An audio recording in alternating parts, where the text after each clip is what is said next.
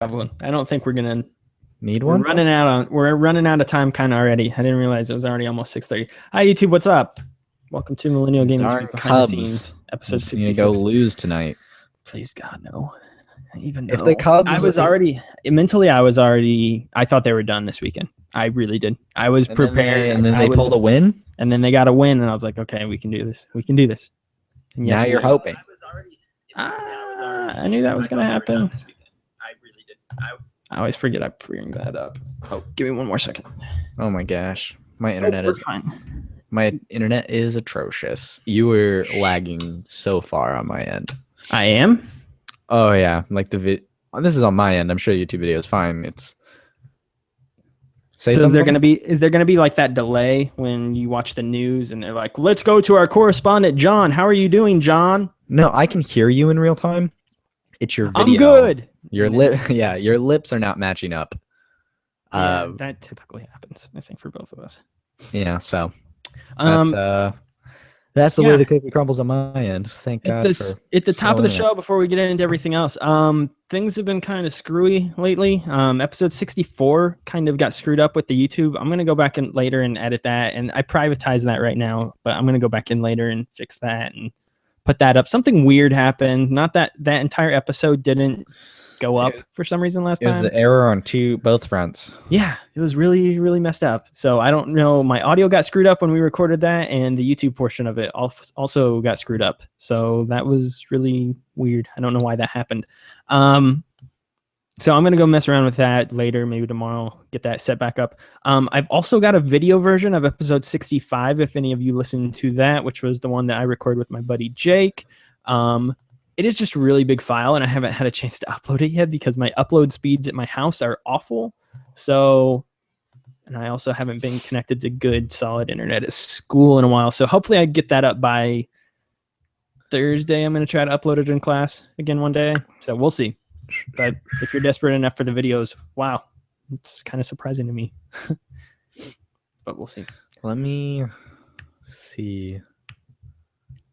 I don't think my own mouth is matching up with me moving my voice or moving my voice. Mine is. Is this episode 66 as a Google Doc? It's 66. Perfect. I don't know if I was just like I was talking to myself. I've got the Google Doc app on my phone, so now I just have my notes on my phone, which won't take up a whole tab on my internet browser, which means I don't have to switch between video and you, which means I'm ready to go. Okay, cool. Whenever you are. I'm good. You're Gouda? Gouda cheese? Gouda cheese. I'm surprised we could get this in today, honestly. I didn't think you would be able to. Don't forget to ask me about Rez. That was the other thing. Yeah, we'll bring that up. Yeah, let's just go. I guess we're good. I think my Audacity looks fine. It's doing good. All right. Well, I'm keeping an eye on it. I would say I'd keep it. I put Audacity in the lower quarter of my screen, and then video's the upper 3/4. It's basically what I'm doing. Yeah, just to keep an eye on it. I've got it all set up here. So beautiful. What the heck? That came in fuzzy on my end. All right, cool. Let's get going then. We will begin the show here in 3, 2, 1. Hey everybody, welcome to episode number 66 of Millennial Gaming Speak. I am your host Logan Moore, and with me today, as always, is Max Roberts. Hey Max, what's up? How's it going, buddy? I'm hanging in there. You're hanging in there just like the Cubs. Just like the Cubs in there. Because the Cubs are hanging on by a thread. They have to win 2 games in a row. Can they do it? The answer is yes, they can. But will they? I don't know. This Cubs team, it's frustrating because I know they're the best. Are they but they've in Wrigley tonight, or are they out? No, they're not. Thank God. I'm actually really glad they're not in Wrigley because they stunk in Wrigley for one, and two, because now they're playing in an AL park, they get an extra batter back. So I won't take the time to explain to you what that is or how that works. Please don't. So they get an advantage because they're playing somewhere else. Well, both teams do. When you play in a National League park, you have to use your pitcher as a batter. When you play in an American League park, you can forego using your pitcher as a batter, and you can use another just regular batter off of your bench. Yeah, all right. That's enough. I could give you the whole rundown and it'd take forever. No, we're good. Baseball's weird. But yeah, so they can definitely win. They've got the pitching matchups. It's just a matter of which Cubs teams are going to come out, because they've been really weird this postseason. It's been kind of like Dr. Jekyll and Mr. Hyde. Like one game, they'll look like they're unstoppable and no one can beat them. And then the next game, they can't put a bat on the ball to save their lives. And I know they ran into good pitching, which is, I mean, you're playing the best teams with the best pitchers, but they have not been able to touch the ball. So we'll see. It's nerve-wracking. I wrote them off Saturday night, though. I had them written off. You were ready to give up. I pretty much mentally given up. Like Sunday was like going to the funeral for me. Sunday was like the death had already happened. It was just now time to bury them. So yeah. Then they won Sunday. What's gonna suck is if they win tonight and then lose tomorrow. That's gonna take a toll on me big time. But Logan will be bald, and see, I would have just preferred, if they're gonna lose this series, I would have just preferred it to happen Sunday. Already, yeah. You don't want it to. If they lose tomorrow, especially, that's gonna hurt. That's gonna really hurt. If they win tonight, if they lose tonight, I can maybe still. I'll be a little bit more okay with it. But if they go all out and win tonight and then lose tomorrow and get all my hope built back up and then tear it down at the last second, then that's really close but no cigar kind of scenario. Yep, exactly. How have you been? Because I know episode 65, you were not here. I recorded that at home with a friend. You replaced me. I replaced you, which you may do next week, just to let everybody know. Might. Who knows? I've been well. This semester is rounding out for me. As part of the journalism program at UCF, I have to submit a portfolio the semester ahead of graduation, and that's actually due Thursday. And I submitted it today, actually. But include that super hypercube review. I did. Did you actually? Yeah, but none of that counts.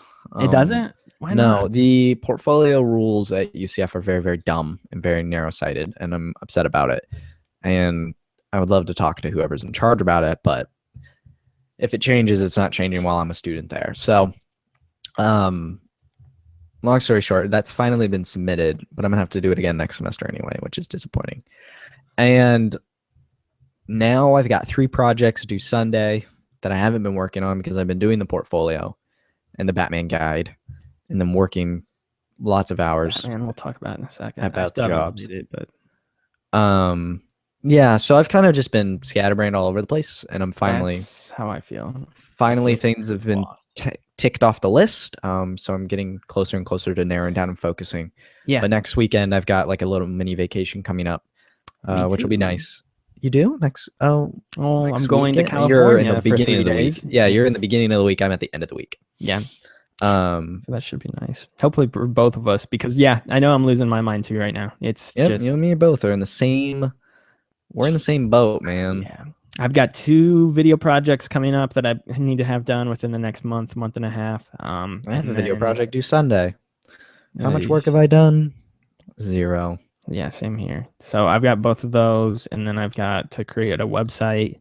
On top of the website I want to create in my free time, which is partially why that's fallen by the wayside. I know nobody has any idea what we're talking about with that, but so yeah, there's that, and then just schoolwork, and then trying to keep up with like game reviews and things like that, because this is the busy time of year, and we've let our game reviews that we're trying to stay on top of, we let those build up. I'll tell you this, with all the stuff I just told you about, and then trying to review a game that every time you play makes you sick. Does it really make you sick every time? Battlezone? All 3 times I've played, I've gotten sick. That sucks. Which is. That's hard. I feel like I understand Battlezone. Like I feel like I understand the mechanics and the structure of it. Then you can write the review. You don't have literally to played maybe. I haven't even finished like a campaign run, like a full. It's not called campaign, but like it's a set, like a board, and then you advance on the hexagon to get to like the final level. But every time I play, I get nauseous. And I'm sure as you like think in your head about what you want to write, you don't want to write the game made me sick 2 out of 10 or something like that, because obviously that's that's a problem. with my time with the game, and Yeah. that will be noted in there. But that doesn't make Battlezone like fundamentally a horrible game. It It doesn't just make makes it. me It doesn't sick. make Yeah, everybody sick. Yeah, for sure. it's I got get cool it. ideas. It's good looking. Definitely don't feel Gosh, like it you need just to, as the person who kind of helps you with the reviews on the site, definitely don't feel like you need to play the I should entire finish. thing. I mean, obviously that's always a good Yeah, thing, but I've done a there's handful of like reviews where I've played the game like halfway or three-fourths of the way. I'm like, okay, I know all the mechanics to this point. The only thing I haven't done is beat the final boss or something like that. I'm just gonna yeah, write and the I'm not review even because sure I need there's to a get final this out. boss. I might. There are 3 different campaign links, so short, medium, and long. And like my first time in, I was like, I'll just choose long, because that was the default. It was the default one, and I was like, okay, I'll try that. And I'm like 3 levels in, and it's huge, and it's just it's not daunting in the sense of this is large and I can't do it. It's daunting in the fact that every time I click on one of those hexagons, I know I'm gonna feel sick. How much VR are you doing right now? I was gonna ask you about this because we've had it for Uh, 2 or 3 weeks now. Today actually was the first time I've played it in about a week, and that's not because I haven't wanted to play it. I've actually really wanted to play Super Hypercube. I just haven't had the time. Yeah, Um, I mean and it's that's been why I haven't yeah. played. It's the time. I haven't really been playing games really lately. Kind of chipping away at Thousand Year Door, but nothing substantial. But today, uh, I think it was Saturday, I think, and today I played Rez, and that was Yeah, we'll the talk last about thing I that. played in VR. But How, yeah, like I'm so playing it when I want to, which is good. so we'll talk about what we've been playing and all that stuff. So Rez, let's get into this. What did you think? Because I don't know if I've talked about it either I yet. want you to But talk first because so you know what Rez was. You've uh played Rez before back on the PS2, correct? Or 360. the 360? Yeah, when they 360. re-released it there. Um, so you've played Rez before, and now you're seeing it in its final form. It's almost like a Dragon Ball Z character, Yeah. where like it was back on the Dreamcast, correct? It was a Dreamcast Started game, as a Dreamcast game. Then it went to and then it went to PS2. Then it went to the PS2, 360. 60, and now it's here. Yep. Yep. Okay, so this is like Frieza's final form. Um, so I'm curious on your thoughts on the game, and then I can share mine as I've never played Rez before. I didn't even know what Rez was until PSVR was announced. Yeah. I think I'm trying to think if you did listen to episode 5, I feel like I mentioned it in passing on that show, maybe at the Episode top of it. 5? 65, not 5, not 5, Oh, 65. 65. Our We did previous talk episode, about the one you Rez a little weren't bit, I on. believe. I Yeah. think I touched on it a little bit. In short, it's probably on my short list for game of the year so far. I just really think seeing that game in virtual reality was nuts. It Mhm. was so much bigger than I expected to. Like I expected your frame of view to be pretty narrowed, and then you would look all around, and the game would open up more the more you looked around. It's huge. Like the sense of scope and scale and size of everything in it really just blew me away. I love aiming with your head. It's awesome. I really like that. I really like being able to look all around, like when the bosses are around you or things like that, or there's enemies behind you, you can literally look directly behind you and still shoot them and lock onto them. It's much easier to play the game because for instance, I played through this. I played through levels 1 through 5 in one sitting. I played through the whole game in one sitting. And I never died once. Oh. And on previously, when I played it on 360, I died pretty often because it was hard to aim with the sticks. And aiming with your headset or your face or whatever you want to call it is so natural and easy and just intuitive that I really felt like it was like the best possible way to play the game, which is obviously why they brought it to VR. I really think it is just the perfect version of this game, though. Plus, putting the surround sound headphones on, and just you are when you're playing it, you are really locked in, and it's one of the VR experiences. It's up there with Batman. Like when I was playing it, I was like, I was audibly just laughing out loud because it was so insane to me what I was seeing, and I was just so bewildered with everything that was going on around me. And I really think, I mean, it's weird that a game that came out in like 99 or 2000, something around there, really didn't see its final form, like you said, until 16, 17 years later with virtual reality. It's nuts that it felt like a completely new game while also being familiar to me at the same time because I had played it before. It was, I don't know. It's awesome. I'm curious what you think though. So Well, tell do me. you want to share anything about Area X? Because everyone's talking about Area X like it's a It's godsend. awesome. It's really cool. The controls were hard to get used to, I thought. It was really cool seeing, obviously the all levels 1 through 5 all still look really good because they've ported them to PS4 and modern graphics, HD, all that stuff. But Area X was built from the ground up for PS4.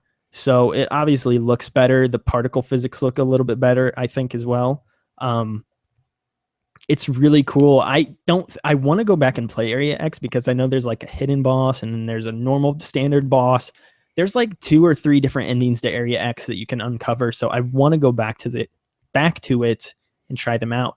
But for the most part, the one thing that stood out was just the freedom in the spaces to move around was cool. I liked the moving and aiming, the aiming with your head and moving with the stick or one of the triggers or whatever. I don't know. It's really incredibly well done and shows you how movement and gameplay can work together in tandem, because that's the one thing right now that everybody's trying to figure out with VR is how do you move in certain games without having a controller or something like that. I mean, obviously you have a controller here with Rez, but And I think that helps that Rez is a third person game. yes, for sure. I agree. If that was in first person, that would make people nauseous. If you were the character in Area X flying around in first person, I think everyone would be sick. Yes, for sure. Oh, I like the sense of speed that the game has too, though. Now, similar with Thumper, which I've been wanting to go back and play. That's one of the games I've been wanting to go play recently. Thumper's fun. Everything is moving so quickly past you. You just feel like you are soaring through this game. It is really. I know when you first tried the demo, you said it was intense and just really kind of in your face. Thumper is similar. It's just that sense of speed that you feel because it is right in front of you, and you do feel like you are in that area, and everything is going past you. So you feel like you are moving when you're just sitting on your couch. So quit making me wait, though. I want to know what you think because I haven't really asked you in depth because I figured we would talk about it on the show, though. So yeah, let me know. You've been waiting to hear my thoughts on Rez.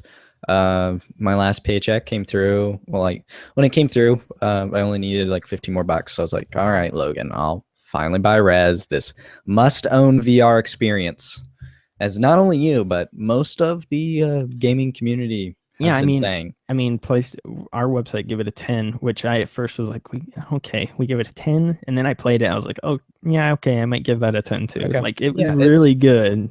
It's a cool game. Specifically areas 1 through 5. This game is very abstract. It's the kind of game. A few years ago, I went on a trip to Washington D.C. and went to couldn't tell you which art museum it was, but there was an art museum that had a video game exhibit. It was one of those traveling exhibits, and it was about video games as art and how they've evolved and stuff. And in there was like Flower and Flow and different kind of artsy games, not just from that game company, but those were the two that I remember. Also teasing their new game today. They're teasing the new game. So we'll probably talk about it next week. But anyway, yeah. Maybe a PSS. I would put Rez, and Rez may have been in that exhibit. I couldn't tell you because I obviously have never heard of the game. Rez is a game I would put in the very artsy category of gaming. Not only in its art style, but its music and its gameplay and the message that it's putting on you is very funky.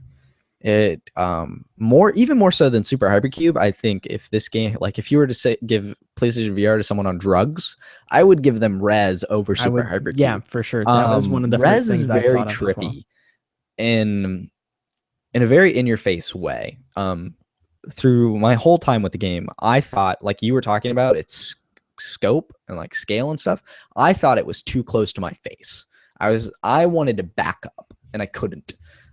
Is very in your face, not only with the loud music, but with the character and the size of everything. Like its scale is impressive. Though, it's honestly how it makes me feel like the size of things is impressive.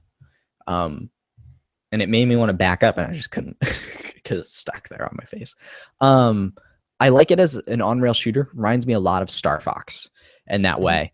And the aiming with your head is amazing. It is so fluid and natural. It's just like, yes, it really is. Like It that's is- the perfect. It's just it feels it's right. so It's one of the cool. few gameplay mechanics that just like was so natural. I It's a tried it. natural translation. Yeah, I tried it within 2 seconds. I was like, okay, I got this on lock. Like Now, it's so cool. The my one thing, I didn't dig into the options to see if I could change this. If on the controller, you can move the cursor with the left analog stick as well. you can. Not just your head. You can use the left analog stick in VR mode if you want. And I accidentally did that, and then I felt like everything was off because when you're aiming with your head, it's center. Yeah, But you can move it to like the left and stuff, and that threw me way off at first because I didn't know what happened. I thought it came unaligned, and then I figured it out and just moved it back to the center. By the end of level 4 or 5, I had kind of gotten it off center as well, and I played through like level 5 with my head at like a weird angle the entire time. Yeah. I didn't realize you could do that either. I must have just bumped it because I didn't touch the stick at all. The only thing I touched was the X button the whole time. That was it. Okay. So I must have just accidentally hit it or something like that because I was bent at a weird angle on the final level. So I died, I think 3 times in level 2. I was curious about how much you died. I died 3 times in level 2, and I died in Area X.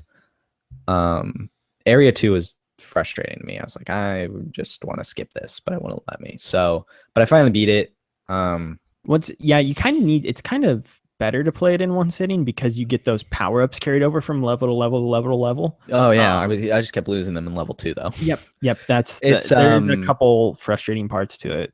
But is level 2 the one with the thing like encompasses you and then it like sends the box your way? The wall towards your face, and you have to break the wall to fly through. And I was having such a hard time with that. But hold on. I think she's announcing dinner. The people I live with. It might be. It's the second dinner. Are we gonna eat dinner here? No, I'm not gonna eat dinner here. Yes. Oh no, I did not. Okay. It's potatoes. What's for dinner? No, it's the mail key. We have community mailboxes, and the mail key is misplaced. You guys don't have owls down there? No, we don't have owls down here. Oh, but terribly sorry for that interruption. We just got them up in Indy. It's pretty nice. Owls, pretty cool. There's quick aside, I've been really wanting to reread the Harry Potter series. Me too. No idea why. Almost took a Harry Potter class at school, but it conflicted with a mandatory class. I keep looking at them on my shelf. I'm like, I really want to read those again. Really want to read them again. Don't know why, but they're sitting there. It's been so long.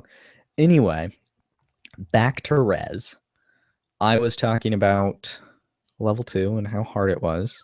What's your favorite level out of curiosity? 5 is phenomenal. 5 is insane. 5 is the most unique out of all of them because in between each transition, it takes you like to an actual representation of our world, and it's like telling you the story about how the Earth evolved and things like that. And this is where the beliefs and the artsy parts kind of come back in. It's talking about, I assume, what this man's beliefs are and like how the world works, and then a digital interpretation of that evolution and how, kind of like the Matrix, like how humans will eventually just be plugged into machines and AI. And this game is very weird and abstract in that way. But level 5 takes everything from level 1 and 4 and incorporates it into one level. And I think that was one very longer smart. level too. It's like 2 or 3 times as long. Yeah, it's a doozy, as the kids are saying. But it's a good doozy, and the boss is very cool. And again, it's abstract. It's a hit or miss with people, and I think I was leaning toward more the miss as far as like narrative and aesthetic and things like that go. The music is funky. I really like it. I've always really liked this soundtrack. This is not a soundtrack I would like be bumping to. See, now I agree with that. It's not something I'm like, I want to listen to level 3 music right now or something like that. It's nothing like that. But when you are in the zone and you are playing the game, it is perfect. It is absolutely perfect. I find some things like just don't sync up. At least in the music games I play, in most music games are just like matching rhythm beats. They're, tap this here or Yeah. match this beat. This game isn't so much about this. If you guys have played Sound Shapes, Sound Yep. Shapes is about collecting little orbs and building the music of the level. Yes. And that Sound Shapes reminds me a little bit of Rez in that way. Rez, the further you get, the more intense the music is getting. Almost the faster it's level, going. yeah, each level kind of starts off with like each enemy you kill, it builds on that. But Yeah, there comes a point about 2/3 to halfway through every level where it just is like, screw that. The enemies you kill have no effect on the music now. And then yeah, it's just kind of doing its own thing. yeah, and I think that was a pacing thing for me, but overall it's good. It definitely lends itself, and the way the controller like thumps with it, like Yes. they do everything to lend itself to absorb you in the music of that game in that world, and it's weird. Um, it's like Res Area 1 through 5 is a good game. I'm kind of curious how it is just on the TV. Okay, so Area X. Oh, you haven't played Area X, have you? I played about 15 minutes of it. I Oh, died. oh, and you died. Okay, that's what it was. Did you like that so far? No. Because of the movement, I'm I guessing. don't know. Yeah, I don't like moving. Yeah, Didn't it's like the hard. It's hard. visuals. You didn't like the Um, visuals? mm-mm. That's I interesting. was may I could Area X is probably the most prevalent screen door effect I've seen on PSVR. Really? Because the particles are just, I'm sure on my TV it looks phenomenal. In full 1080p, 60 frames a second, it probably looks fantastic. But in the headset, we're going at 60 frames a second, but it's not at 1080. And that Hmm. screen door effect on those particles not making me feel, I was starting to feel sick. And Really? yeah, Okay. and that was the moving and stuff. And I also had an empty stomach, and I only played for 15 minutes, and that was already after a You're longer weak, session. boy. You're weak. Eat a I'm steak and go play Area X. Res and Battlezone are making me sick, which is very unfortunate. But I'm curious to see. I want to try I Here They kept Lie because I've I heard that makes kept people sick. forgetting to hold down the R1 button to move forward. I would Yes. just shoot things and stop and be like, why am I not moving? The thing I forgot was that there's a move backwards button. So I kept like having to do these big U-turns Didn't like to that turn either. all the Yep, I way can. back around. You Well, can go backwards. there's a backwards Stop. button, which I Just did not figure out if you until I hold the got to stop the button, does that take you back? yes. Okay. I See, I didn't just figure thought it that out till the stopped. boss, and I was like, "Oh, I Yeah, I can was do not this." feeling Area X. It The was. people I like what they tried to do with it. They tried to build on people the people are saying this is like the VR experience. People are saying, I've read tweets, and these are obviously hyperbolic, and from the people, they know it too. Like, like ones like, can I live in Area X? I'll pay rent. Reviews praise Area X for just this level of immersion. Um, you know, I People really are do saying think that it's like this existential experience, like it's life altering. And I think it really is Area X, like the way it's built and how it functions is phenomenal. The thing that kept taking me out of it though was the controls. That was the problem, which I don't place. that was a barrier I was having a tough I time don't getting think over. that's a problem with the game design necessarily as much as it is just like I we just wish it aren't was an used on-rail to experience. Like, we aren't used to moving like that with VR necessarily yet. So mm-hmm. it was kind of like you've taken your first steps into a much larger world. Like you're trying to figure out how I'm learning to movement crawl. necessarily works. Yeah, you're kind of learning to crawl with as And far yeah, as and that movement was, goes in VR, which because we really haven't had to do it yet. Like even you're something right. like Arkham VR or something like that, you're You just just push hopping from point buttons to like point hop to to point. point, Yep. which is very smart. Very, very smart. Yes, it is actually. Um, So Obviously, because I think I'm gonna try and finish Area X, but the way Area X is formed, I really think it is fantastic.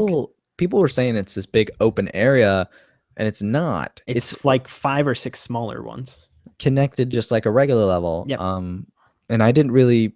The reviews I read gave a sense of like exploration. You could like go over here, and There you is could though. shoot just these I types know of there is enemies. because I'm telling you there is a secret boss that you can discover. Okay, I don't know how you get to.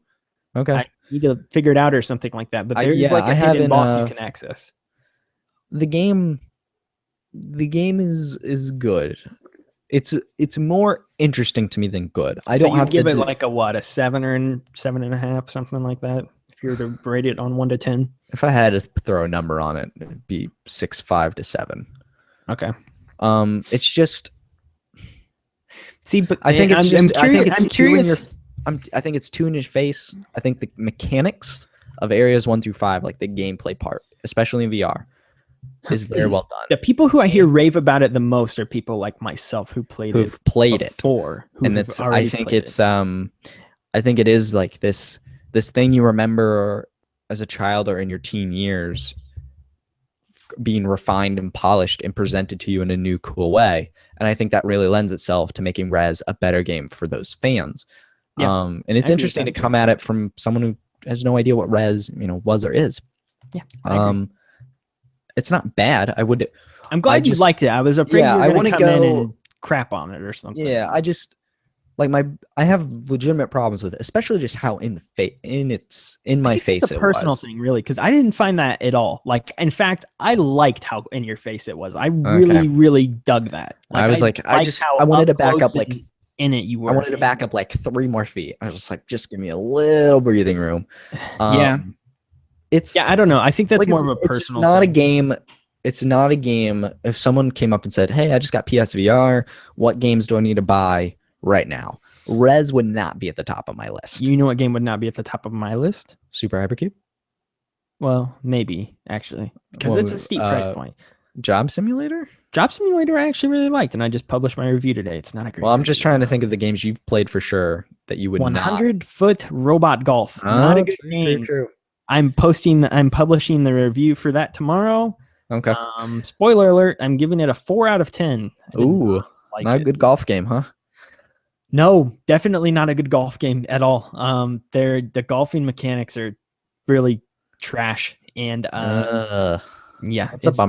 not a good golf game whatsoever. And I get that it's a little bit more arcadey, and you're supposed to beat the crap out of your opponents or whatever, but right. It's just not good. And it tries to be too funny, and the overall like tone of the game I like. It's quirky. It's goofy. It's self-aware. It knows that it's funny, but then it takes that and goes like over the top with it. Like, hey, I know we're a dumb game. Let's just take that like to Sunset the Overdrive, degree. where it's self-aware.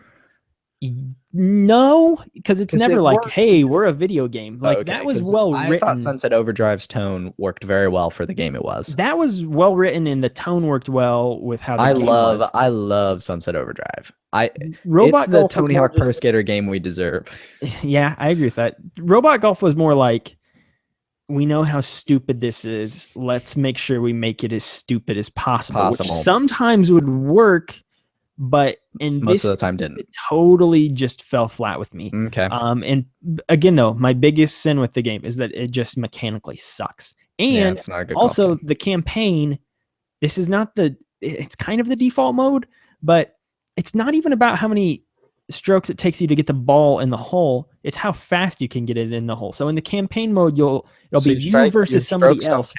No, it's just as fast as you can get the ball in the hole. So I can hit the ball 50 times and my opponent could hit it 3 times. But as long as I get it in the hole first somehow, that's all that matters. No. That's the default mode. There is stroke play. There is stroke play that you can play. I don't like the sound of that at all. That's the default mode on the campaign, which is really dumb. No. And it makes sense why they would do that, because you can totally just like, your opponent can hit up a shot and you can just smack it out of the air. So it makes sense, I guess, why they do that, because if you just keep hitting each other's balls back and forth, like, it's not really going to matter. The hole just has to end when one of you gets it in, but it just doesn't work at all. That's unfortunate. Yeah. I think I ended my review by saying I would rather watch the PGA Tour than play this game, and that says about all you need to know about it. So I'd rather watch golf on TV. So golf on TV is hit or miss as well. Yeah. But yeah. In addition, one thing I thought I would mention, I don't know if you have any interest in this whatsoever, and I know we've got a whole bunch of news that we're going to get to, but there's a whole pre-section that I wanted to talk about. I like all this discussion. I do too. This is the stuff I think, as an aside, I think this is the kind of stuff people like to listen. At least this is the stuff I enjoy listening to in other podcasts. Same here. I agree with you. So that's why I'm not too worried about getting into the news or anything. Plus, I don't have a topic this week, so whatever.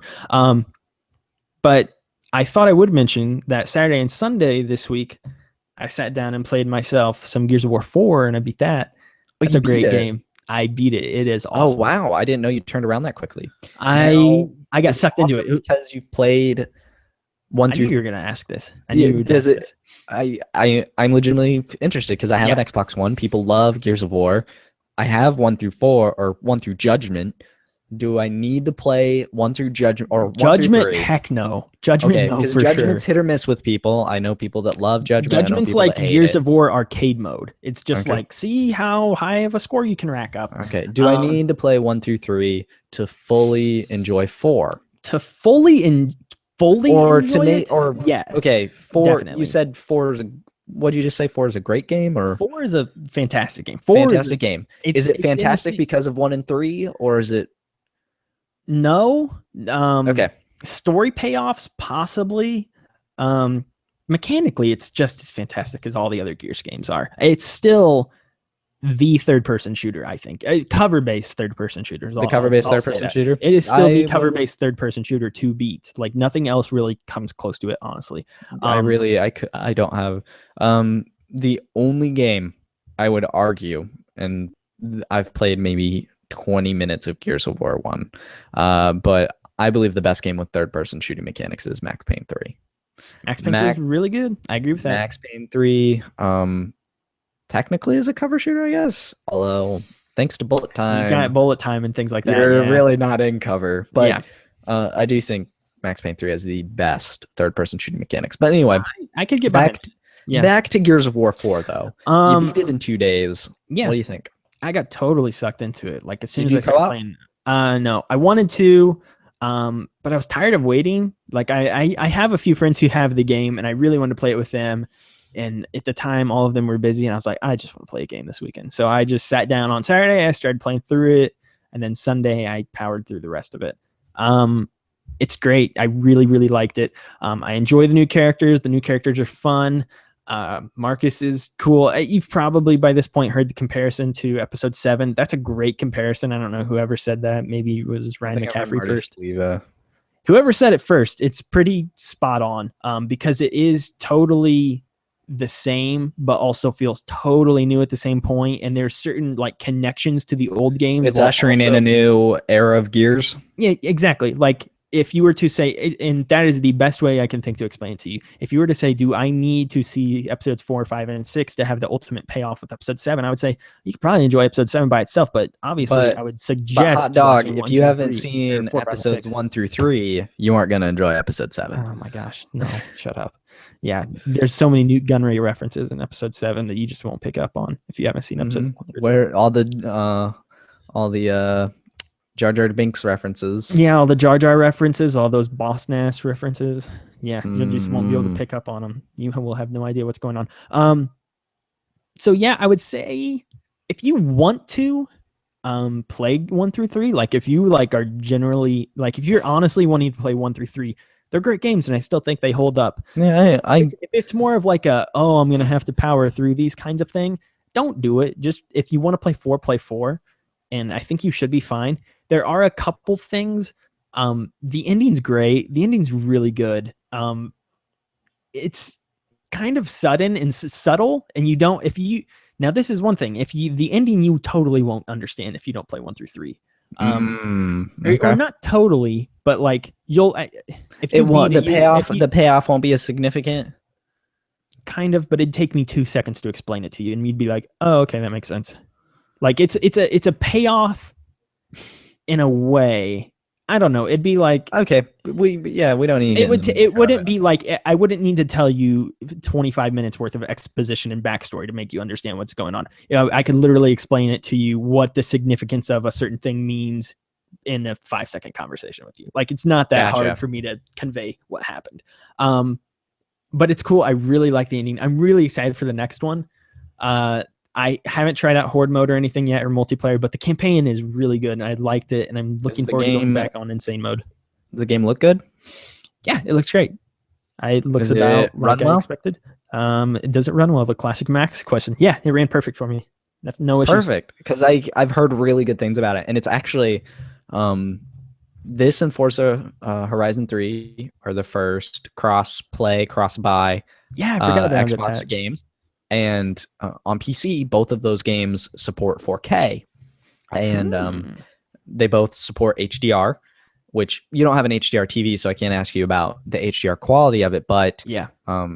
Since these, obviously it's not 4K Well, I don't have on an Xbox. Xbox One S anyway, right? Don't you need that for HDR? Yeah, you do need it for HDR. That's Yeah. fair. It's but I'm still curious how the game ran. Obviously, it's not like 4K or anything on your Xbox, but it is No a third-person issues- shooter, no so issues- you needed no like issues for me, you know, at least. yeah, which So is awesome to hear in any game, Yeah. especially technical shooting kind of games. yeah, I thought it ran that might- perfectly well. Would you play it with me? Yes, I would for sure. You would go back and play it again? Because I would. That might be a weekend Redbox thing. I would ask that we play it on the hardest difficulty, though. I'm fine with that. Okay, then we could get through it. Because you've played it before, I haven't. We should be able to meet in the middle. I feel like I'm okay at third-person shooters. You'd be fine. Like you and I could just like play in a And weekend. there's a bunch of like new guns in it too that aren't from old games, so you won't be like, how do I use this thing? Like it's all most of the weapons are new. Like there's the Gnasher, which is the shotgun, and then there's the Lancers, which are just basic machine guns for the most part. Thing. Yeah, but other than that, most of the guns are new, so it's not like you won't really be out of the loop with anything too much. Okay. We might plan like a holiday weekend binge for together. sure. I would play it with maybe you. Black Friday sale. I might pick it Yeah, up. maybe we can get 2 or 3, 4 people together and do it. Play through Insane Mode together because it'd be fun. It's not too long either. Like it took. I've heard it's like a 7-hour game. Yeah, 7-hour something story. around there. I'd say is good. Yeah, It short, ends sweet. kind of suddenly. I didn't think that, and bam, roll credits. I was like, whoa! Even though I had just fought like a huge boss that was like obviously the ending boss, the final boss. but it was like it had kind of built to this. So how moment, long the until climax. Gears 5? I could see it by 2019. So you think another 3 years? Is that 3 years? I guess that is 3 years. I could see 2016. early 2019. Okay. Early 2019 would be nice. Late 2018. I could see him doing Did that Coalition? Last question I think I have. Coalition's not the original developer of the Nope. first 4 games, correct? Nope. Epic Okay. Games was. People How did Can Coalition People Can do? Fly did Judgment. Gears of War Judgment. People Can Fly did Okay. that. So Epic did 1 through well, 3. 1 through 3. How did Coalition do carrying over the legacy? Because we've seen this with another Microsoft franchise, which is Halo. Yeah. It was Bungie, and then it was 343. So, in your opinion, how did they do carrying the spirit of Gears? Felt no different. So I mean, I Yeah, think that's felt the just best. like a good old Gears game. I think that's the best compliment I can give it. It didn't feel any different to me. Like it wasn't apparent to me like, oh, this is totally different. Still well written, still likable characters that you like. Again, the shooting mechanics were all still top notch. It was Gears. Like it was more Gears, which is good because I like those games. Those are really great games. I used to play so much Gears of War 2, like so much Gears of War 2. That was one of the big 360 games I got into. I'd like to get into Horde mode again. I really would. I used to be hugely into Horde mode. So I'd like to dive into that soon, but I don't know if I will. Got a few other games to review and things like that. But Gears 4, it's awesome. I really liked it. I was really surprised by it. Campaign alone, and obviously I'm gonna enjoy Horde mode and multiplayer and things like that. Like it's pretty self-explanatory. I'd give just the campaign though, and just like a solid 9.5. Like I really liked it. It was a good weekend game. Good game to just sit down and be like, I don't want to do anything this weekend, so I will play Gears of War 4. I really liked it. Good. I'm glad to hear it. A lot of good things about that game coming out. Moving on, I wanted to ask you about a few other things because we've got, and I know you've got one of these things too that you want to talk about, but so we haven't had a show in a while, and there's been a couple other game releases that have come out, including. Well, technically, you and I haven't had a show together. Yes, This is literally the power of editing. Yes, of course. So there's a few other games that have come out, and I've reached my annual Logan's point of I want this game right now, even though for months I know I've said I didn't. And I've reached that point with a few games, and oh no, I'm not buying them. I'm really not. What are they? I have to go to LA twice. Wait, can I guess? Month. Go ahead. Guess? Go ahead. How many are there though? We won't count Battlefield 1 because I've always openly said I wanted that game. So Okay. Battlefield 1 is one of them, but I really want that. How many guesses do I get? There's not a million games that have come out. You I can know, probably but just give me guess like them. a 3. All right, Two, I'm gonna all guess right, 3. three. Go ahead. Watch Dogs 2.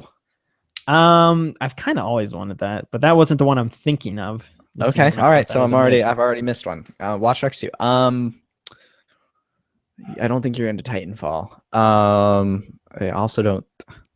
Call of Duty? Do you want Modern Warfare? Kind of, but that also wasn't the one I'm thinking of. But Darn it. I Okay, am really hopeful for this year's Call of Duty, and if it's good, you'd go back then and pick it up. maybe I'll red box it at the most because Okay. I'm not buying the freaking game.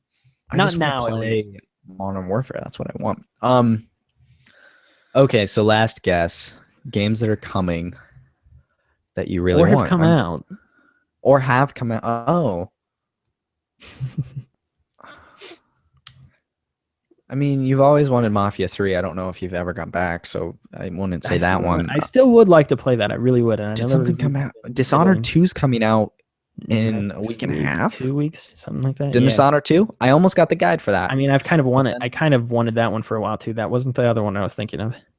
All right, lay it on me because I clearly don't know. You whiffed. You said it. Titanfall 2. I really I got the first one. I really liked it. I played it for But I didn't feel like you were into it. I played it for a good 2 months when it came out. Like I really got into Titanfall, kind of like what I did with Overwatch this year. Like I'd love to go back and play more Overwatch, but it's just kind of like more things come out and you just kind of lose its way. Like that's the best comparison I think I can have between the original Titanfall and Overwatch is I got really into it for like a month or two there and I really enjoyed it for that time, but then I just kind of lost track. No, Titanfall 2 wasn't on my radar, and I think it wasn't on a lot of people's radars because of where they had the freaking game come out, which I still don't understand why they would put it out to die right then. But I guess the campaign's awesome. Like people are saying the campaign is awesome. I've also heard people say this campaign's the same as every other Call of Duty. So I've heard people say it's the best campaign of this generation, like by a mile, which shocked me. Clearly those people haven't played Uncharted 4. First person shooter, way better story. First person shooter campaign. All right, I can give it because obviously no one's saying best campaign. Dominating that market. I've heard the Battlefield 1 campaign's really good. I have too. That's also why I was interested in it because I was interested in both games, but I was like, I don't know if I want to get two multiplayer games. And then when I heard the campaign for both of them was absolutely phenomenal, I was like, oh shoot, I kind of want these a little bit more. Yeah, throw them on your Christmas list. Throw them on your Christmas list because you want them for campaign. Well, my brother wants Battlefield 1. And Target has that buy two get one free deal going this week. I was gonna see if I'd be like, hey, you buy Battlefield, I'll buy something else, and then I'll get a free game on top of that. Yeah, but I don't think I'm going to. I can't even afford to drop 60 right now. I really can't. I'm trying to tighten up the purse. Then don't do it. Throw them on your Christmas list. Yeah, I know. I will. I'll get them down the road. But Titanfall, yeah, been super interested in it. The other one you whiffed on, which I know is gonna. I whiffed again. Yeah, I told you there was two. There was two games that I whiffed. There was technically three. I said Battlefield 1 didn't really count though because I had openly said for months. But I said it out loud and just didn't guess it. You didn't say this one out loud. Okay, that's what I meant by whiff. No. What else? Skyrim.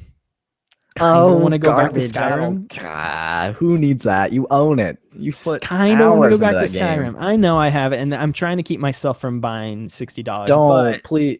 Again, that's a for sure Christmas list game.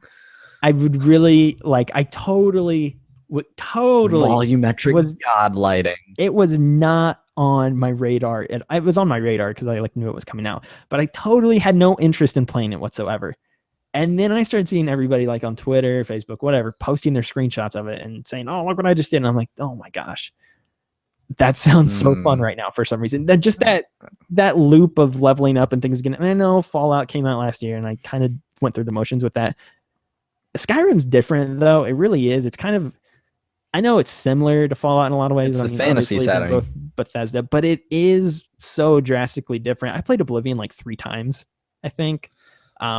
Each 60 to 80 hour playthroughs each time. So I've never gone back to Skyrim though, ever. I had my one playthrough and that was it. So 5 years later, I am getting an itch to play Skyrim. I've got a million other games though. So that is the one out of all of them that I don't want to buy. And I'm like getting mad at myself for even thinking about buying it, but it really sounds fun right now, and I'd like to get it. But if I do get it, I'm going to force myself to at least finish all the other remasters I've got first. So both Batman games and BioShock Infinite, which I still haven't gone back to. So I'm going to make myself clear those out before I get another old game coming back into the fold. All right. That's fair. I can give you that one. I know I bashed Skyrim when it came out, and I'm mad at myself for wanting it, but speaking of remasters, guess what's coming to PS4? Kingdom Hearts. 1 and 2. And Chain of Memories. And oh my god, every Kingdom Hearts Distance, every game ever. Which means now I can ask you this. Should I dump my PS3 versions? Like sell them? Like trade them in or whatever? They're probably not worth much. You're not a collector you're not a collector like I am, and if you plan on buying the PS4 version, I will. Yeah, go for it. I will, because I've wanted to play those for a while. Like I will never do that because I have my shelf, which is getting more and more crowded every announcement they make. Yeah. But yeah, Kingdom Hearts 1.5 and 2.5 are coming to PS4. These are PS2 games and on DS. One disc. Yeah, is it one disc? Are we sure? They haven't announced that. We assume it's one disc. I don't think it is. Just because I've seen the trend late. I've seen the trend lately. Isn't BioShock Collection 2 disc? And so is Infinite's 1 and 1 and 2 is Batman. I think it could, in theory, fit on one disc. Simply because they're PS2 games and DS remasters. Yeah. They're not like on a technical scale. I can't imagine them being very large. I imagine to not fit on one 50 gigabyte disc. Yeah. I imagine you could put them on one disc, but I just don't think they will. Probably. Yes.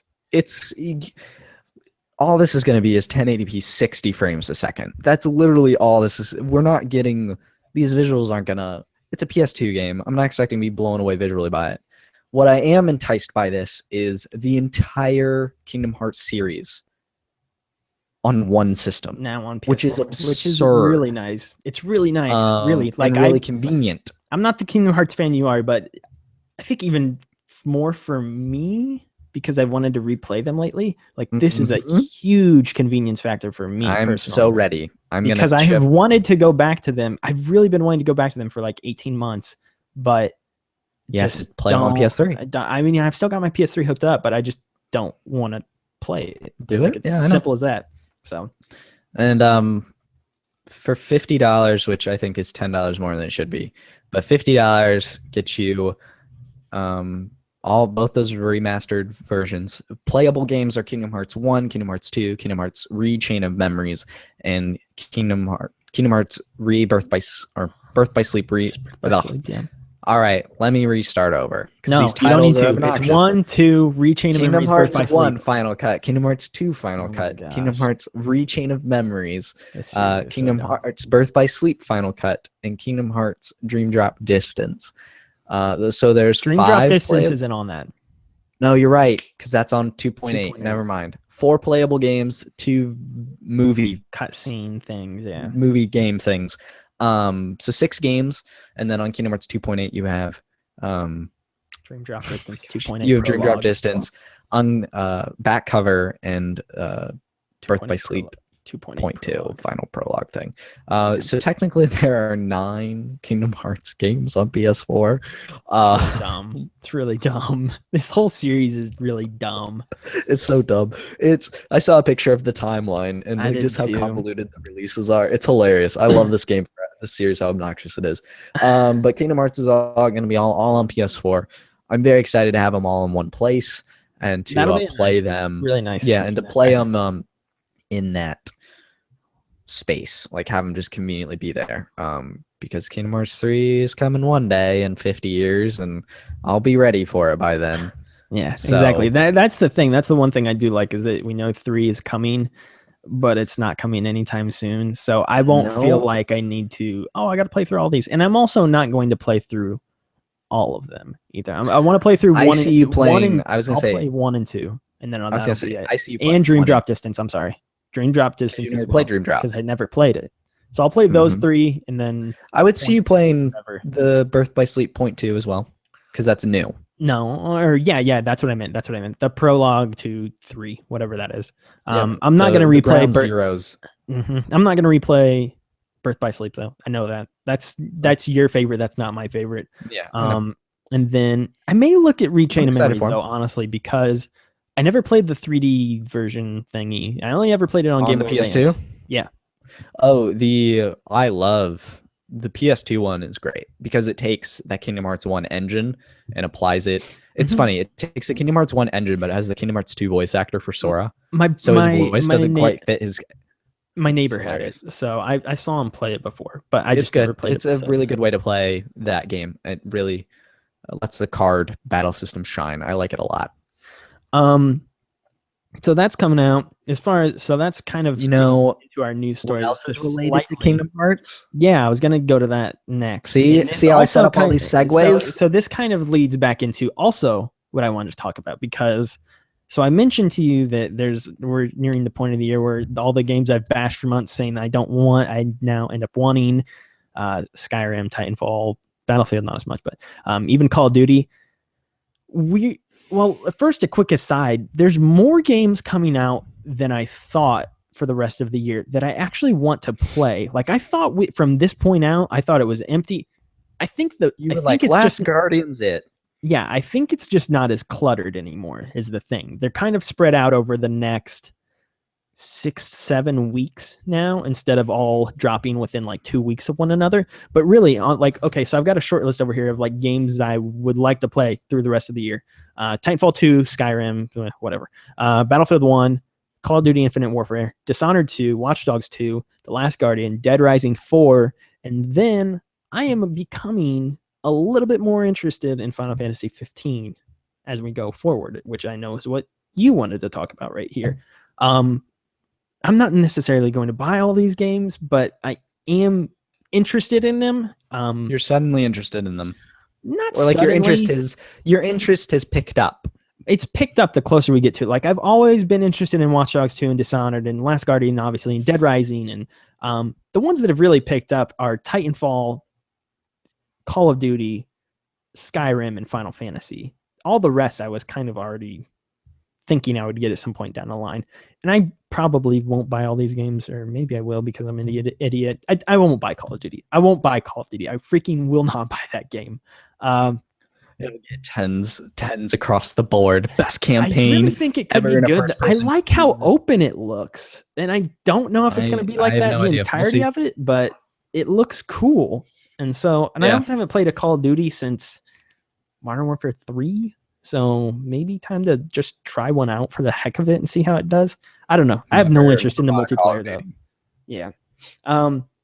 But Final Fantasy 15, obviously, there's been a few previews that have come out the past few weeks. Some people have the game that they're, I think, review. Does Jason Schreier actually, is that his review copy right now? No, no one has the review copy. All the previews were sent from a preview build that consists of the first 5 chapters of the game. And previews, the people that have been playing them are roughly around 15 hours of gameplay. So these are not final. This is not a final build. It's not a final cut. It's not a final cut either. Bring it back to Kingdom Hearts. I know, it's great. Love Square. Great job, Square Enix. But this is as close to a final build as obviously anyone's gotten to play because the game's out in 3 weeks. Is it? Are we sure? It has gone gold, supposedly, reportedly. That's what technically, yes. Technically, we don't know, but it will be out in 3 weeks from this Friday. No, I'm sorry. 3 weeks from 4 weeks the 29th. So it's 4 weeks from the day we're recording. It's almost exactly a month. Yeah. It's 4 weeks from today, the day of recording, November 1st. A lot of people have been previewing it. Polygon reviewed it or previewed it. IGN did. USgamer.net did. All very positive, very glowing. And I've admitted this on Twitter, but the interest and hype bug seed has been planted, and it is starting to sprout in my heart and in my wallet.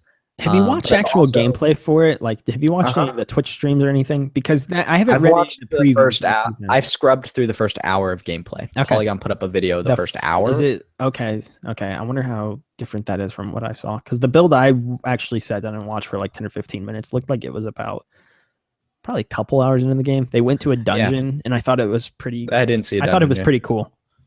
I've seen. Yeah, so I don't. that seed I has don't been know. planted. It's starting to grow. I've said on Twitter though, I'm not going to have another No Man's Sky on my hands. I'm going to wait for a final review since Can we Amazon wait for a gives discussion that of it 20% later? discount. Since they Yeah. give you 20% for 2 Or weeks. Christmas is right around the corner if you can't Yeah, wait like that long. I'm not worried That's about kind of having the this game on day one. I'm gonna that's kind wait of for the final boat. reviews. I don't know if I ever told you this. I told you I bought Final Fantasy 13, right? I bought that when When? that came out. No. I bought 13 when it came out. Never put Which it part? One? in. Yeah, never put it in my PS3. Don't Oh know my why god. I bought it. I Yeah, just totally. It was one of I those will not games that I was like succumb. totally gonna play this one day, and it just never happened. Never I will materialized. never succumb. I'm gonna do my very best never to succumb to that kind of hype again, like with No Man's Sky. But anyway, I'm starting to get very excited for this game, and I've read a lot of previews. And actually, if I had to recommend any set of previews to anyone, it would have to be Jeremy Parrish's on usgamer.net. He did 4 pieces, kind of different parts of the Final Fantasy 15 experience. And I think those were the most convincing to me. I would recommend those to anyone who's curious at all about this game. But anyway, I wanted to kind of gauge your thoughts on the game and then kind of share mine as well. But I'm curious how you feel about Final Fantasy 15 as we're getting close to its final launch after a decade of development. So how do you feel there, buddy? Um, interest is growing slightly. And I know Square has said this for a while, and this is why I'm a little bit interested to dive in, is that because this is like the first real Final Fantasy game since 13, honestly. I know they had parts 1 and 2 or whatever, but those don't count. Since this is like the real first Final Fantasy iteration in a while, I know they've tried to make it a little bit more open to new players because I have never played any of them, and I know you have never played any of them. The closest I've gotten is Kingdom Hearts. And I You and me both. know that people like Schreier, who I saw tweeting about it, was like freaking out about some of the small nuances that they placed in there that fans of the genre or fans of the series may be aware of. I'm not going to pick up on any of that stuff. So I hope that the game is accessible enough for people like myself as it is for new players. And I think it will be. I am cautiously interested in it though. Like I for the longest time, I've never really, and maybe I'm wrong, and you can go scrub back through old episodes and tell me where I said this, but I've never really thought it was going to be bad by any means. I thought it was kind of trapped in development hell, but I think Colin Moriarty has kind of said this too. He thinks it'll be no less than good, but he doesn't know if it'll be like phenomenal, kind of like the old worth 10 years of wait and hype. Yeah, I think the game will be good. I'm expecting I was expecting maybe 7s to 8s, something in there. Judging by the previews, it sounds like it could be even better than that if the game pans out for the entirety after it, because these are long games. I remember reading a Final Fantasy 13 review. I still remember it to this day in Game Informer, and it said, yeah, the game really opens up after about the first 30 hours. And I was like, oh my gosh. And I bought that for some reason. Don't know why I bought that, but I'm wondering how it'll play out through the entirety of the game, because obviously these builds for the first 10-15 hours or so, obviously we're getting some glowing reviews coming back from those, and they sound good, and from what I've seen, I think it looks solid as well. At the same time, it didn't demo well at E3, and I was going to say, this game has had very troubled demos in the past, from Episode Dusque. I've been on like both sides of it. Right, like it didn't demo well technically. The game that demo didn't run well. People were not very receptive. What was the new Platinum demo? Platinum demo. That one didn't go over too well. And then the demo on Xbox's stage at E3 was also not received well. Like, this game is not demoed very well. Didn't get great reviews. The movie that came out, I've heard middle grounds on that. Yeah. It's certainly on the lesser side of things. Like, this game has had very troubling previews up until this point. And that's probably part of why like the hype seed is being cultivated inside my heart. But and that's why I'm cautiously optimistic though, because I also like think a part of it I know these are long games. The first 15 hours could be the best thing you played all year, and then the last 60 could be 60 could be such a rough. drag. So, I think the game is looking more and more appealing to me. This idea, it's this weird mash of kind of games I want to play right now, kind of coming together in one new game. I'm really in the mood for a Japanese game right now. This comes around every so often. Definitely kicked around when I was playing Persona 4. Kicked around when I went back to Danganronpa 1. And now I'm Still getting need to that play that. urge. Do you own it? Danganronpa, yeah. I would play it on your Vita then, because if you didn't own it, I would say wait for the PS4 port. Those aren't games I'd play on PS4 anyway. So I would definitely play it on Vita. I do want to get them on PS4 because I'm excited for 3. But anyway, so I'm having the urge to play a Japanese game again, and then I'm having an itch for an RPG, which I've been kind of chipping. I've been chipping away at Paper Mario and the Thousand Year Door again. I'm in Chapter 3, the Glitz Pit, which is the best chapter in the whole game. I might have to agree with you now. Before this playthrough, I think I would say Chapter 6, which is the train, where you're the detective. That's really good. Those are the two best. Oh, for sure. But the Glitz Pit, not only is it this total side wrestling champion story of an underdog rising up, but it's also like corporate espionage and spying on, it is so good. Evil doings within a corrupt company. I'll go on the record and say that's like one of the best 3, 4, 5 hour stretches in the history of video games. That section of that game is so phenomenal. Like I'm playing, it's creepy. It has great music, and level design, and interesting areas to explore. I love that you feel like you're moving up the whole time and you're slowly advancing through the ranks. It's really smart. Yoshi's a great partner. Yes, it's really smart with how you fight the enemies. It's not just like random encounters. Like you're fighting them in the wrestling ring, so it's a way for them to work in the combat scenarios, but it also makes perfect sense with why you're fighting in those situations. It is so good.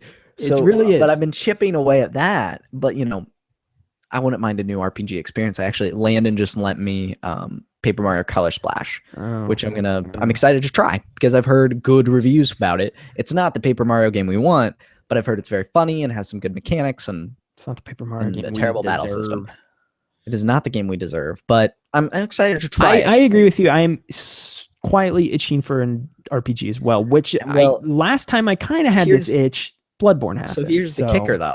Here's the kicker. I also have an urge for an open world game, which could either be going back and playing the Blood and Wine DLC for Witcher 3. Max, let me tell you about this little game called Skyrim. I think you've heard of it before. Or it could be Red Dead Redemption. But if we take all of those, a Japanese RPG open world game, you get Final Fantasy 15. And then there's the curiosity of a 10-year development cycle. Tetsuya Nomura, the director and creator of Kingdom Hearts, was the original director for Kingdom Hearts 15, and I believe his fingerprints are still in this game. I think they're in the foundation of it, which is very exciting to me. I think it'll be fun to play a Final Fantasy 15 game now. I'm like, there's just a lot. And then these previews are just they sound like what I want. And again, especially the Jeremy Parrish previews over at usgamer.net, they really capture what sounds like a game I want to play. Again, this is a preview build. These are the first 15 hours. We do not know how this game pans out in the end and how it will be received and how the people I care about, the people's opinions I care about, view this game. There will be IGN's review, whoever is reviewing that. I'm not sure yet, actually, who's reviewing it. Who do you think? There will be Kotaku. Who do I think will review it? I'm trying to think who's like the Japanese RPG person over there. I think Marty Sleva will review it. Marty Sleva is their open world guy. He just did Mafia 3. He also plays Final Fantasy, and I think he will do Vince isn't a Final Fantasy fellow. Don't think so. I think, but Vince. Vince has done the big games. What about Miranda or Sanchez? Yeah, does she do those? She could. She potentially. She's very. No, there's another person. Miranda Sanchez does guides. Oh, does she do guides now? Yeah, she does guides. Who's the other? She's newer. She's Asian. Callie Pleggy? No, not Callie Pluggy. Callie's cute. What's the? I think her name's Chloe, possibly. Yeah, she did The Witness. Yes. I think She I could. feel like she might be interested in it. I'm not sure. I'm not sure. I don't know think who the- I don't would know put who the money on Marty. JRPG guy. I don't know who I the would put- JRPG guy is over there. I would put money on Marty. But Marty's playing through Mass Effect though, so he's got enough no, on his but that's plate not right for now. work. I care about Kotaku, which will either be Jason Schreier or Kirk Hamilton. I believe it'll be Jason Schreier. It'll be Jason, no doubt. But Jason doesn't really do. Jason's on sabbatical. Jason's for sure doing it. But Jason's on sabbatical. I feel like he's for sure doing it. No, he's on sabbatical. I don't think he will. He's coming back though soon. He's been gone for a while. No, he's like on a. I think he's on a pretty long one. I'll look it up later, but I don't think Jason's doing it. I think it'll either be Kirk or Steven Totillo. He's got that scoop money. Kirk? I feel like it. No, Patrick Klepek does the scoops. No, Jason's got the bigger scoops. Oh, Jason does have scoops. But anyway, I care about Kotaku's review, and then like those are the two I always pine for. Those are the two I always wait for. Anyway, I'm gonna wait for reviews on this game, but I am very interested in it now. Also, that most recent trailer, the Omen trailer, hot dog, is that a good trailer? Like that spoke to me. Hamburgers. Did you see that? No, the Omen trailer. I'll send it. The only trailer I've been watching is about another RPG that we may talk about in a second. Hint, hint, wink, wink. I don't know, but I sent you the trailer. I'll send it again because it is a really good Did you send it to me? I did the other day. Then maybe I watched it actually. I don't know. I don't know what half the things I do. It's 7:30, and I know it's 7:30. You got baseball in 30 minutes. We do have baseball in 30 minutes. So how do you want to save my topic for later? We can just keep going, I think. All right. We'll keep moving. It doesn't really first pitch isn't really until shoot, they do bat first. I was gonna say we can get through this. So all right. I won't try to push it to the point. If we get to the topic and the topic's not really working out, then we'll push it. But we'll see how this goes. We'll ebb with the flow, baby. That's a good amount of time. But yeah, Final Fantasy 15. I think you're getting more excited for it than I am. I am. I'm trying to keep that in check. I definitely do want an RPG though right now. And I've looked longingly at Dark Souls 3 a few times. I just bought Dark Souls 2 the other day, but it's not for me. I bought it for my brother because my brother really likes Dark Souls and it was his birthday. So I kind of have Dark Souls 2 now, which I may play down the road as well. But I bought that. Which system did you buy it for? PS4. So I bought the Scholar, the first Sin edition. Gotcha. Which was the port that they came out with. I'm cautiously optimistic too. That one for sure won't be a game that I will buy. Games that I may cave on, The Last Guardian for sure. I don't know if I'm really caving on that one because I've already got that budgeted in my head that I'm going to be getting that. Last Guardian. If it Dead Rising, that's a game I would buy out of curiosity. Dead Rising is going to be my Christmas game. Dishonored probably will be as well. I'm really excited for Dishonored, but I don't fervently need it right this second, especially since I've already got BioShock Infinite. It literally comes out a week from Friday, so week and a half. Yeah. Week and a half from now. Getting into our news, our notable news, we've kind of bounced back and forth. You've mentioned a few things here. Where do you want to start? Because we've obviously got a handful of things. Okay, let's just jump into this then because I mentioned it. Okay. We'll just bounce around. Just trust me. Take my hand here. We'll be okay. I mentioned another trailer for another RPG game, which came out today. And that was Mass Effect Andromeda. We got a little teaser trailer for it today.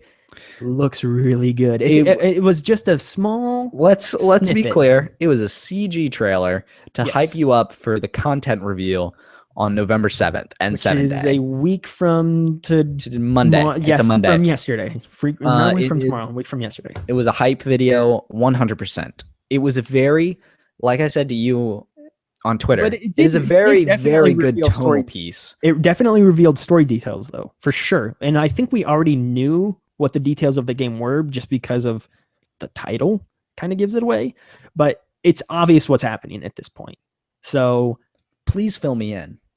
You're going to the Andromeda Galaxy to repopulate or something. At least that's though. What is happening?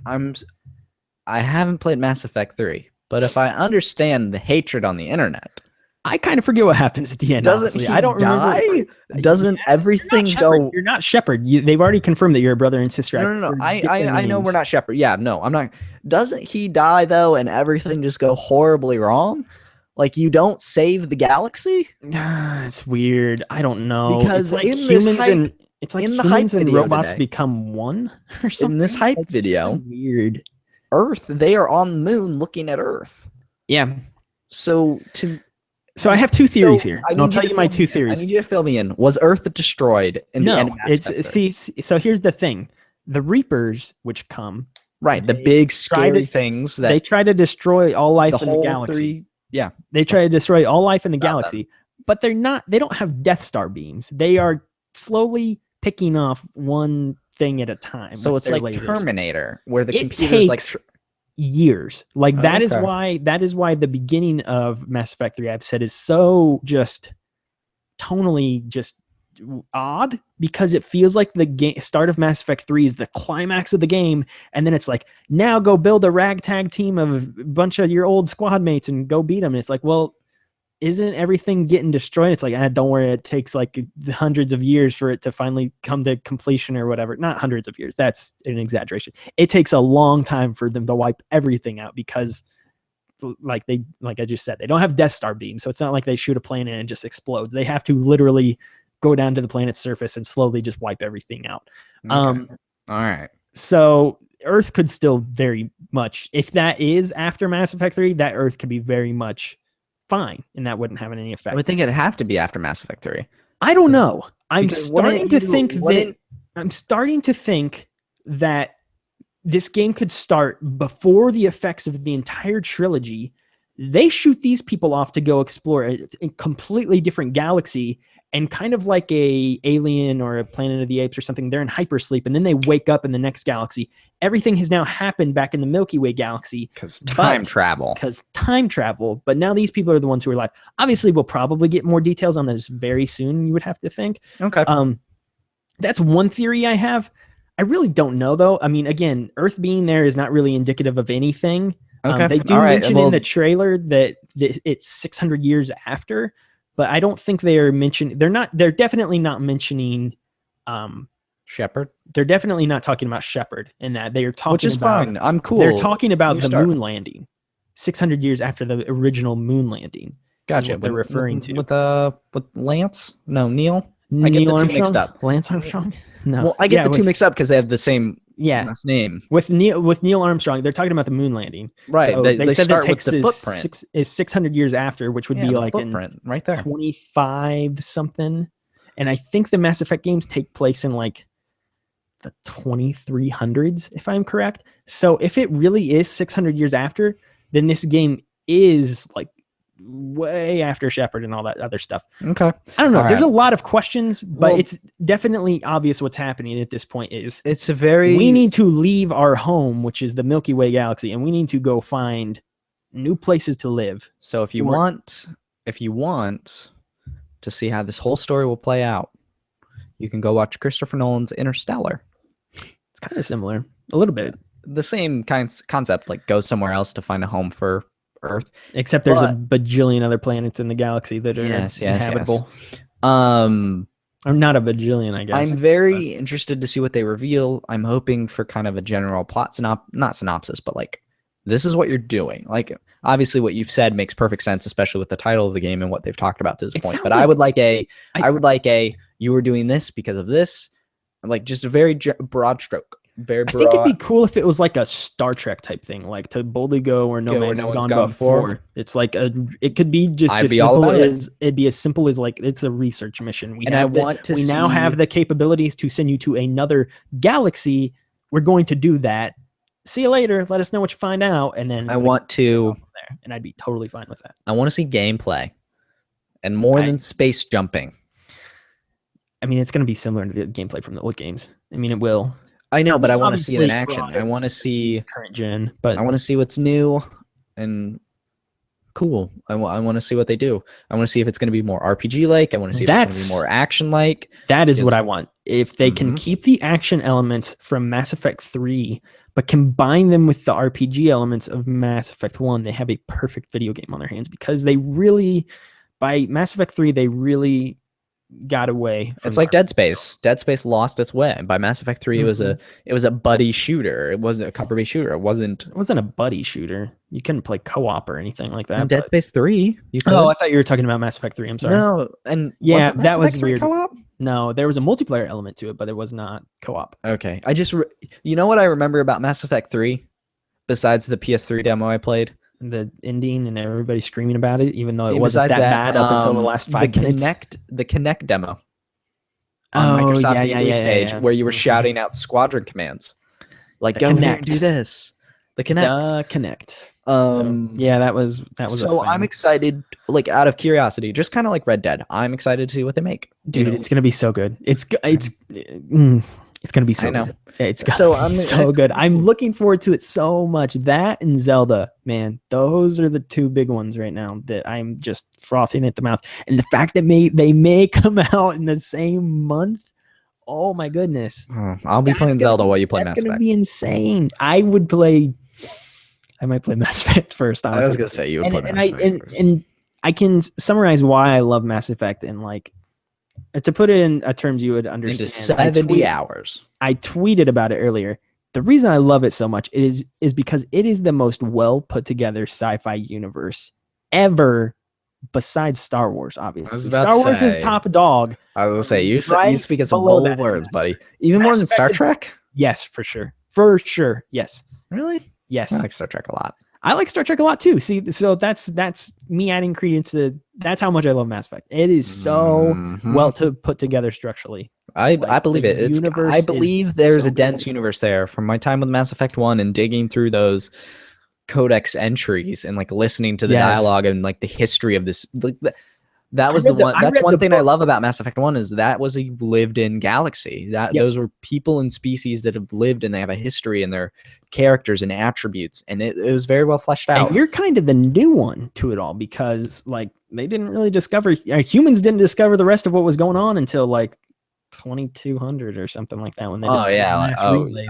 Yes. So, yeah, so I'm excited to see what they reveal. It'll be curious to see if they stick with March. they gotta have a release date. I wrote this in the article earlier. They've got to come out with the release date and they've got to come out with gameplay. Those are the two things that everybody wants at this point.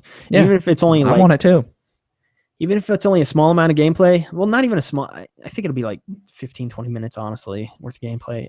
There'll be a new trailer, probably gameplay, and then a release date. And then I think that should hold everybody over until release. I mean, I'm sure we'll start seeing commercials and things like that. I think you will see like a release date. You will see the kind of information you expect from an announcement like this, like gameplay and little story stuff and character thing, kind of broad strokes. And I think the press has played it, and I think there are previews coming out. Kind of like Uncharted 4 did with the Madagascar demo. I think there's going to be one demo, and Mass Effect will put that up on their YouTube page, and it'll be like a 10, 15-minute demo. But the press has also played it, and you're going to get press impressions. That would be cool. I think that's what's happening. Because if this game is coming out in March, that's the perfect kind of thing, and then they can go dark until March. So in the same way that I said that I think like Final Fantasy 15 will be no less than good, I think Mass Effect Andromeda will be no less than phenomenal. Like I am expecting gracious. Expectations are through the roof for this game. And I know we haven't seen anything yet, but I trust BioWare. You have your Mass Effect. Kevin has his Red Dead Redemption 2. And I think it's going to be so good, dude. I think this is going to be like the defining game of this generation so far. And before you say Uncharted 4 or anything stupid like that, I will even specify RPG. Defining game of the generation is different than best game of all time. Okay, defining RPG of this generation, if that makes you feel better and keeps you from bringing up Uncharted 4. If that's the case, it has to beat Witcher 3. Because right now, Witcher 3 is the standard, is like the bar. I shouldn't say the standard because the standard is lower. No, they raised the bar for sure. Yeah, Witcher 3 is the bar for open world RPGs, and Mass Effect is the next one up to bat. And we have to see if they can do that. After Mass Effect, in theory, the next big one would be I guess it would come down to Cyberpunk. It'd be Final Fantasy 15, and then it would be Mass Effect, and that's then fair because Final Fantasy is after that. I would say after that would be Cyberpunk 2077 and Maybe. well, I'm That's just saying wishful like thinking. There's 'cause we probably don't something know. we're And forgetting, I then think. Oblivion or Skyrim, whatever, Elder Scrolls 6. Like That's those are the way, two. yeah, But Cyberpunk will those be are up the before two that that. we know will come one day. Yeah, I'm trying to look at my shelf and see if there's anything, and I really can't think of anything. Horizon Zero Dawn. I Horizon Zero totally, Dawn is an open world RPG. it's kind of, yeah. I totally expect though, like, and I'm hoping they do it. Like, I really think they will. I trust BioWare more than I trust Bethesda. Like, I was expecting that massive jump in both quality and like seeing like, oh my gosh, this is what it means to be on current gen. Somebody has finally tapped into it and they know what And they're Fallout doing. 4 didn't do that. Fallout 4 didn't do that. Witcher 3 did. Witcher 3 did. I really think BioWare is going to as well. Also, because Dragon Age Inquisition was awesome. That was like one of the best games within the first I almost did the guide for that one. That the- was almost my very first guide for IGN. It was, dude, I was totally into that game. I put like 120 hours I'm into really that glad game. it wasn't. So, Because that would have been insanely daunting as the first task. But it's kind of really good. You were talking about open world games for this generation. Yeah, let me go ahead and throw this in. We're not going to do the topic this week. No. Oh, I knew that. I knew that. So, anyway, you mentioned open world games, and I had this thought earlier when we were talking about Final Fantasy 15, and I forgot to mention it, so kind of bring it back. Final Fantasy 15, correct me if I'm wrong, both you and the internet, is the first open world Final Fantasy game, correct? Pretty sure 13 opens up after a while.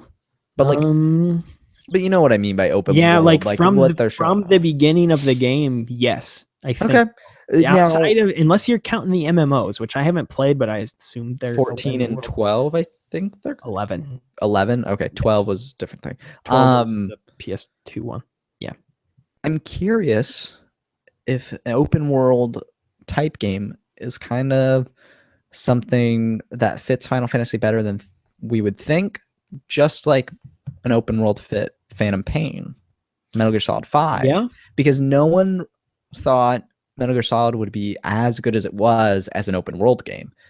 But that really, Metal Gear Solid 5 from a gameplay perspective is the definitive Metal Gear experience. It's just perfect. And I'm kind of curious if Final Fantasy is going to get the same sort of treatment in that regard and reception. Hopefully. Well, I mean, I guess we'll have to find out in a few short weeks. You know what just popped in my head? What's that? PSX, like a month away or so. There's an undoubtedly good chance you see Uncharted 4 DLC there. Mm-hmm. That's already been rumored. I don't know if you saw those murmurings, but probably not. But like that just makes Troy Baker said you will see it sooner rather than later. So it's coming. Which means we'll just see what it is like in a month. That's exciting. I like how that's what you're freaking out about. That's exciting because it's like a footnote on the next 18 months of games for me. It's like, oh yeah, we'll get that single player DLC in there some point. I'm so excited. See, what they'll do is they'll come out, they'll have a trailer or like a teaser of like what the demo is or the DLC is. I was gonna say demo. And then at the very end of PSX, that's when you get the teaser trailer for Last of Us 2. No, I really hope not. I really hope not. I think it'd be so cool if they just went quiet for like. I actually think if we were to see the Last of Us 2 teaser this year, we don't see it at PSX. We see it at the Game Awards. Yeah. That's where you reveal Last of Us 2. I mean, obviously PSX, they're the bread and butter of The Last of Us, but you reveal the next Naughty Dog game on a grander scale. I just think it's next Game Awards. You very well could be right, but I just don't think they want to be stepping on their own feet because they'll have to eventually probably do press for the DLC whenever that comes out. Not as much as they would for the game itself. They're two separate teams there. It doesn't matter. Druckmann's going to be heading both of them up, assumedly. Yep. So he was writing a tough scene a couple weeks ago, which I'm sure was for the DLC. Yeah, but anyway, Last of Us. We got to keep moving. We got 15 minutes till Cubs win Game 6. Until you hope Speaking of fantastic first party games for PlayStation, though, Max, the one game you always sleep on for PlayStation. MLB The Show 17 got its cover athlete, and it's Ken Griffey. Oh, Ken Griffey Jr. The Did he do best- drugs? No, that's why I love him. He's one of the only guys from like the Well, 90s. then who did drugs? The steroids that was really Barry famous. Bonds, Mark Barry Bonds. McGwire, That's what I'm Sammy thinking. No, Sosa. that's who I was thinking of. Barry Bonds. All right, I got Ken Griffey Jr. and Barry Bonds mixed Ken up. Griffey Jr. is the best. He is The my bee's favorite knees. player. He's my favorite player of all time. Okay. Down, and I know that's not original because he's like a lot of people's favorite, but dude, he's awesome, and I am so excited to play that. And I really am gonna try and see if I can set something up with Sony San Diego's community manager to possibly talk to them at PSX. I'd love to try to speak to them for a little bit about the game because I love it. 16 so good. I go back to 16 constantly. It is so great, and I am so excited for 17, and it's gonna be good. It's coming out March 28th. So that'll be on top of the Switch and Mass Effect Andromeda. Oh gosh, you're gonna be broke in March. Yeah, and then I'm kind of trying to go to Kind of Funny Live 3, well. Which will be in May. Probably, maybe. We'll see. Hopefully they announce tickets for that sooner because last year plane tickets were outrageous by that time. Let's get into our final chunk of news here. There's that's great transition to this one, but we're gonna have to cut the topic this week. That's fine. We'll do it next week. It has to do with pre-orders. It'll work. So, final bits of news this week. Nintendo news. So we now know when we will first hear the next news about the Nintendo Switch, which is their new console that they announced about 2 episodes ago. We're going in episode time. They will have a press event on January 12th. So nothing more about it in 2016, which is really stupid. Personally, I think that's really dumb. I think it's smart that they've gotten out ahead of it. I think it's disappointing. It's smart that they've gotten out ahead of it, but I really think it's dumb. You've revealed it, put the pedal to the metal, and go all out. Now, obviously, that doesn't mean announce a new game every week. I know, but like that. You know what, though? As we've kind of been talking about throughout this whole episode, this is the holiday time, and like games are coming out every week. We've got big games. Like in January, after the massacre that is Christmas, Nintendo is going to completely own the spotlight. Nothing like major is coming out in January. The next really big thing is Persona 5 in February. Shoot. Kind of want to play that too. Oh, I do want to. I will be playing that. Early 2017. I do think there are pros and cons to this. It's disappointing that we have to wait until 2017 to hear anything else about the Switch. It's great to have a date though, that instead of just living in the nebulous of when are we going to hear, like having it today is definitive is nice. And then they are going to own the spotlight. And this is a press event. This is not a direct. That's also very smart. That is what you wanted. That was the first thing you said to me. Oh, this is an actual event. I'm like, well, it should be. Like they need to just have an event for once. Invite the press there. Be like, yo, what's up? Here's the freaking Switch. Here's the 25 games that are going to launch on it. And be upfront and be like, yeah, and now you can play them. Come play the games and then go right and tell the masses that this thing is great. Games in development, which and release date. So we're getting all of that in theory 2 months before it comes out. You assume after that. So it's still so weird though. I know it's very weird. I'm not defending that. Yeah, I'm not defending that. But it's those 3 months right there. I have to imagine are going to be very exciting. And I just don't understand it from the perspective of like pre-orders and things like that, which was going to be our topic. I assume you'd be able to pre-order it that day.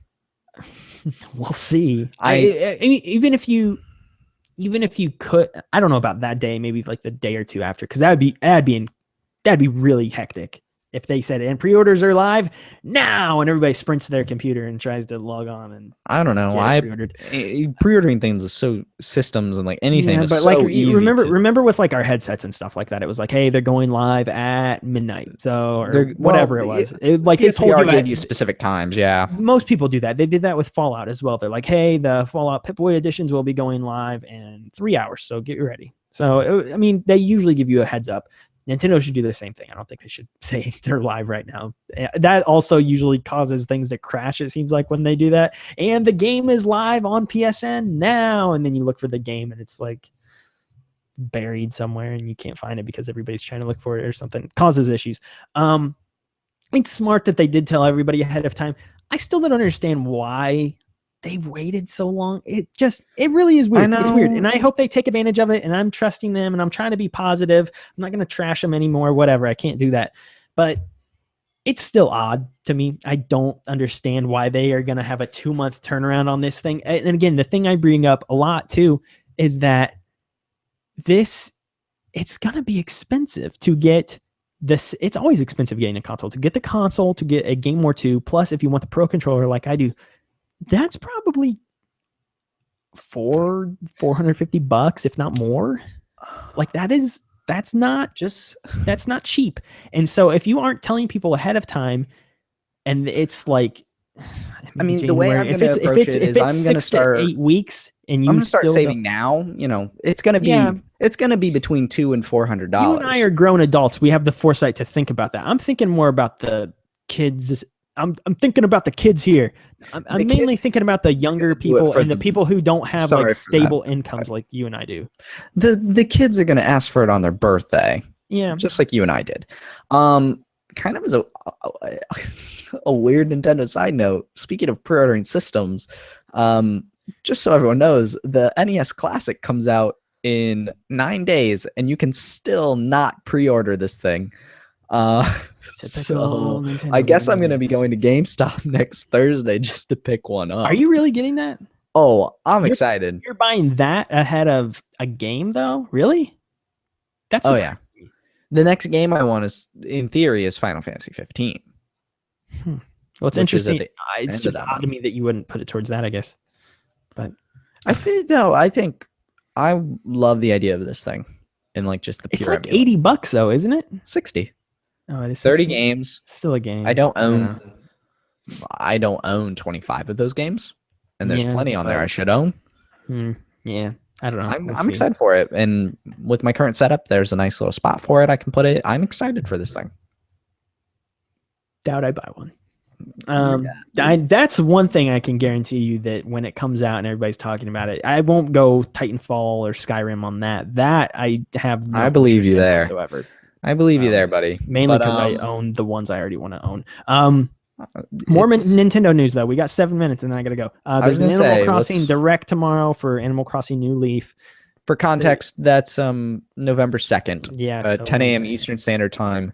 Which is if you miss it, it'll be up before this episode goes live. So the direct has already happened. Check their YouTube channel. The direct has already happened by the time you're listening to this. It is supposed to be about the updates to New Leaf that are coming, which sound very interesting. Which is interesting because it's a 4-year-old game, and amiibo cards and things like that. They have the Japanese Nintendo account said there will be no news about the mobile game or the Switch, which is fine. But they also they're going to have to keep saying for the next 2 months. I know. And then on the Japanese Twitter account, they also said that the game Miitopia will be shown, which has kind of only been talked about in passing, but we don't know what Miitopia is. But Miitopia, we will know in 14 hours or so. Less than 24 hours. So look for that tomorrow. Again, like Max said, if you're listening to this, we'll talk about it next week on next week's show. We'll touch on it. I don't have anything to say about it. It might be the thing to get me back into New Leaf for real. I tried to put like 5 hours into New Leaf, and that was about it. So. I spent over 20, I think. Cool story, bro. Last story of the week. Another Nintendo story. Wii U is reportedly, I don't know if this has been confirmed yet. No official statement from Nintendo yet. Supposedly, is it this Friday? This Friday. The Wii U will end production this Friday, which is not a surprise whatsoever to me. Not only because they've got the Switch coming out, but you have to imagine there's warehouses full of these things. Yeah, like I ordered my PlayStation Move controllers a few weeks ago, and they were new in the box from when the Move controllers came out, 5-6 years ago. So there is warehouses of these all over the place. Yeah, it's just for some numbers. The Wii U has sold. Now I gotta find an official count.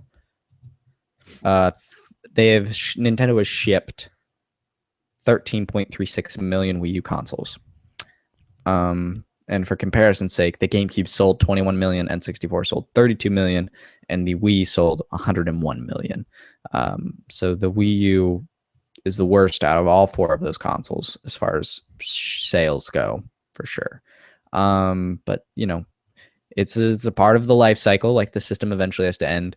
But like, the PS2 was in production way after the PS3 was into production. Like, they kept making PS2s.